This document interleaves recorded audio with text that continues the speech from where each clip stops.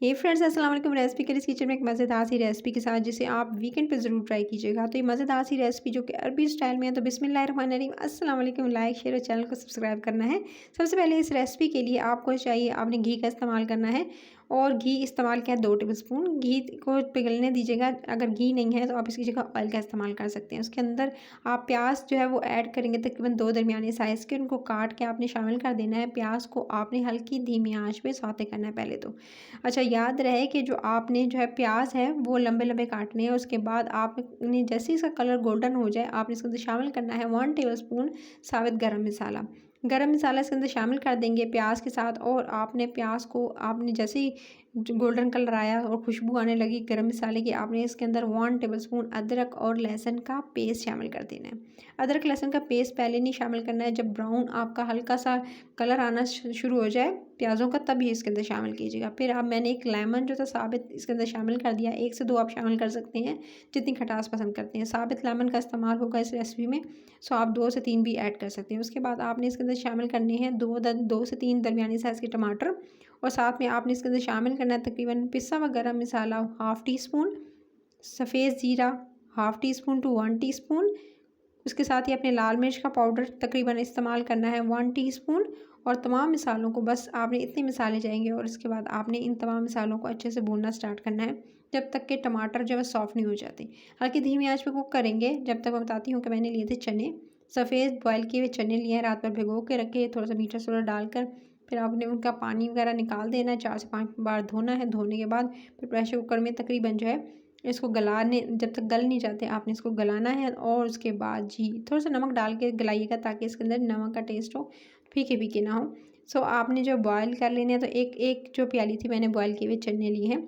उसके बाद चावलों को बता दूं कि चावल मैंने भिगो कर 30 मिनट पहले भिगो कर रख दिया है, जिससे काफ़ी हद तक सॉफ्ट हो चुके हैं।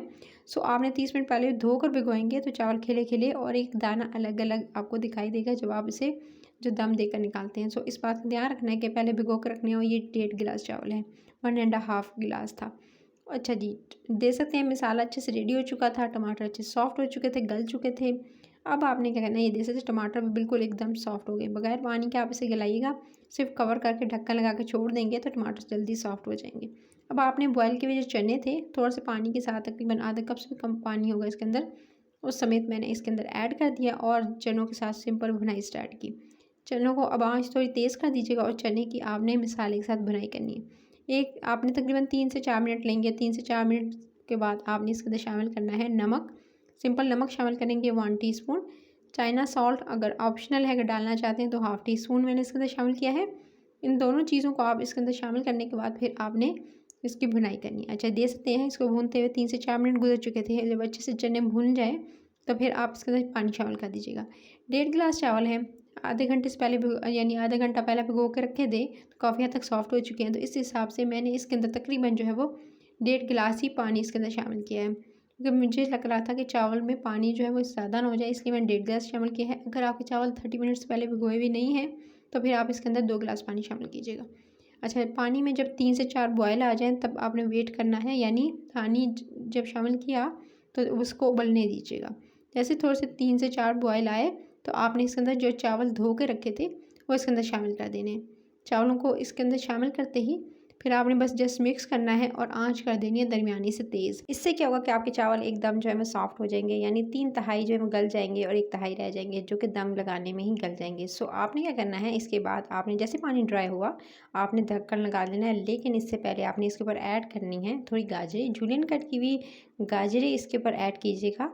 और उसके साथ ही आपने इसके ऊपर थोड़े से नट्स जो भी पसंद हो आप इसके ऊपर डाल दीजिएगा। बादाम भी डाल सकते हैं, पिस्ते, काजू। और उसके अलावा आपने ऊपर से दम लगा देना है, ढक्कन लगा के 10 मिनट का दम देंगे। 10 मिनट के बाद ये दे सकते हैं परफेक्ट सी ये मज़ेदार सी खुशबू हर तरफ फैल चुकी है। ये रेसिपी हो चुकी है रेडी गाइस। मज़ेदार सी इस रेसिपी के साथ जो इसमें मेवे की जो मज़ेदार मेवे का टेस्ट आएगा ना, वो आप हैरान रह जाएंगे। और इस झटपट से ज़्यादा मिसालों के साथ नहीं, यूनिक सी रेसिपी है। आप इस रेसिपी को ज़रूर ट्राई कीजिएगा। और रेसिपी अच्छी लगी तो आपने चैनल को सब्सक्राइब भी करना है, लाइक करना है, शेयर करना है। सब्सक्राइब का बटन, लाल बटन दबाकर अभी सब्सक्राइब कर लीजिएगा और अगर बेल आइकन को प्रेस कर लेते हैं तो नोटिफिकेशन मिलेगी, मज़े मज़े की रेसिपीज़ को एंजॉय कर सकेंगे। बिस्किट से रिलेटेड, आइसक्रीम से रिलेटेड मज़े मज़े की डेली मैं रेसिपीज़ लेकर आ रही हूँ, सो आपने जाके चैनल पर ज़रूर देखनी है गाइस। इसको आप हरे पुदीने और सब्ज़ मिर्च की चटनी के साथ या कोकम्बर और प्याज के रायते के साथ एंजॉय कर सकते हैं, या इसको जो स्पेशल जिसको खाया जाता है वो टमाटर की चटनी के साथ स्पेशली खाया जाता है। तो टमाटर की चटनी अगर चाहते हैं कि मैं आपको उसकी रेसिपी शेयर करूँ तो कमेंट बॉक्स में ज़रूर बताइएगा। अपना ख्याल रखिएगा और सब्सक्राइब कर लीजिएगा। Take care.